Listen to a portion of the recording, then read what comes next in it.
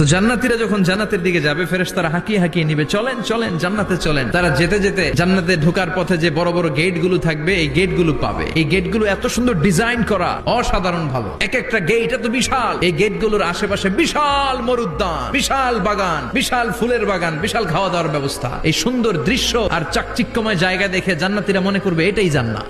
জান্নাতীরা বসে ওখানে খাওয়া দাওয়া শুরু করে দিবে। ফেরেশতারা বলবে এটা না, এটা তো জান্নাতের গেট, চলেন চলেন। জান্নাতীরা কয় এত সুন্দর, চলো চলো সেটাতে ঢুকবো। আবার অনেক লম্বা একটা পথ পাড়ি দেওয়ার পরে দ্বিতীয় গেট। জান্নাতীরা ফেরেশতাদেরকে আর কিছু জিজ্ঞেস না করে ওইখানেও খাওয়া দাওয়া শুরু। ফেরেশতারা আবার বলবে এটা জান্নাত নয়, জান্নাত অনেক দূরে। জান্নাতীরা আবার ছুটতে শুরু করবে, ছুটতে ছুটতে 3 নাম্বার গেট যে কত বড়। ওই জায়গার সৌন্দর্য, নাজ নেয়ামত দেখে জান্নাতীরা 100% নিশ্চিত হয়ে যাবে যেটা জান্নাত না হয়ে পারে না। ফেরেশতারা বলবে এটা জান্নাত না, জান্নাত আরো দূরে। সুবহানাল্লাহ।